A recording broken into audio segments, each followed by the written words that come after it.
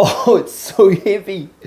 Oh, oh, look at this. Oh, yes, more. Oh.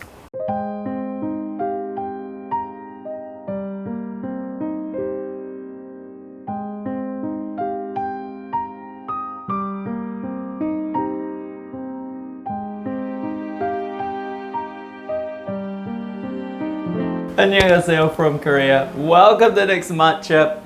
I'm at the end of the video. I've cooked this, which is japchae, and it is an absolute traditional Korean dish. So I'm serving it for my family for Chuseok. If you want to know how to make japchae, which is, by the way, the perfect Chuseok dish to cook, then follow along with my directions. We're about to start cooking, and we're going to end up with this. Yes. I've laid out the ingredients so that you can see how much you'll need for each step of the process. There's the in seasoning, which I put on this side, and here you can see the 3 different parts. We're going to need meat, noodle seasoning, and spinach seasoning. So while we're cutting everything up, which is the first step, just before you begin, just get everything cut, and then it makes things so much easier. You can just throw them in the pan when it's time to cook, right? While I cut, I want to tell you about Chuseok. Chuseok is a great time of the year. It's sort of a harvest celebration. Winter's coming. Let's celebrate with some delicious food before it gets cold in Korea. It's the perfect time to spend time with family, and a lot of people travel and get the time off work, usually for about 3 days. So for me, it's the perfect time to cook. Now, we begin, I think the first step should be getting this marinade made with the mushrooms and the meat. The reason I want to do this is we do want it to sit for a little bit and, well, marinate, right? So just make that first and then set it aside while you do everything else. And we'll start with our spinach in terms of the vegetables. Blanch that under a minute, not even a minute. A minute might even be too long. And then throw it in cold water as fast as you can. And that'll ensure it's not too soggy. Squeeze out all the water. You don't want watery spinach, right? Get it as dry as you can. Add a pinch of salt. And a little bit of garlic. Now we're going to add garlic later, but I like to put a bit of garlic in the spinach early to let the flavor sink into the spinach. Don't worry if it doesn't mix in perfectly, because we're just going to throw it all together later.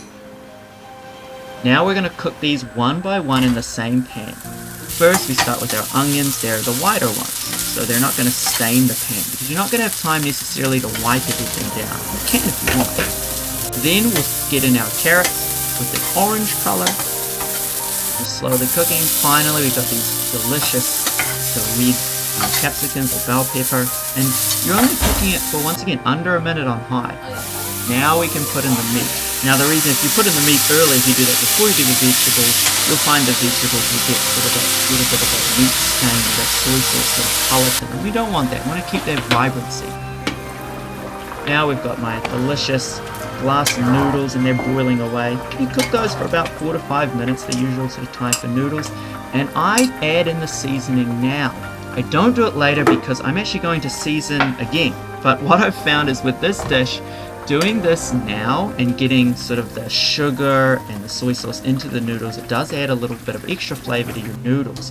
Whereas if you put it in later and you add it in extra, it could be too salty or too watery. And you want to avoid that. And honestly, I've just always done it like that. And I don't know why, and I don't know where it came from, but it works. My wife loves my japchae, so I'm just going to keep doing what seems to be working.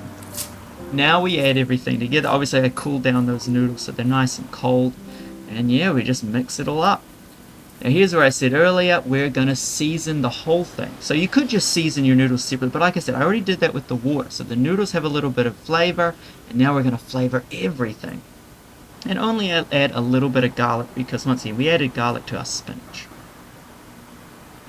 At this point, you can taste it and then just add more of what you like. If you prefer a more sesame flavor, get a bit of a sesame oil on there, add some extra. Taste it, see what you like. But we're basically ready. It's done. And that wasn't too hard. The trick with japchae when you're cooking it is just get everything sorted and then just cook it in order. It's quite relaxing once you've got all the prep done. So I hope you give it a try, and I hope you enjoy cooking. In the meantime, let's watch me eat this, because eating is the best part. Well, it's my favorite part now. Time to eat. Just get straight into it.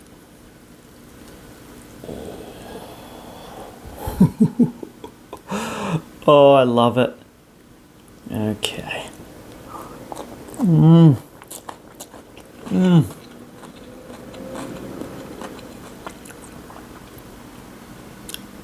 There's a lot of sort of sesame oil and sesame seeds here. So that sesame flavor, it's savory, it's perfect. Exactly what you want. It's well seasoned. We haven't got too much soy sauce.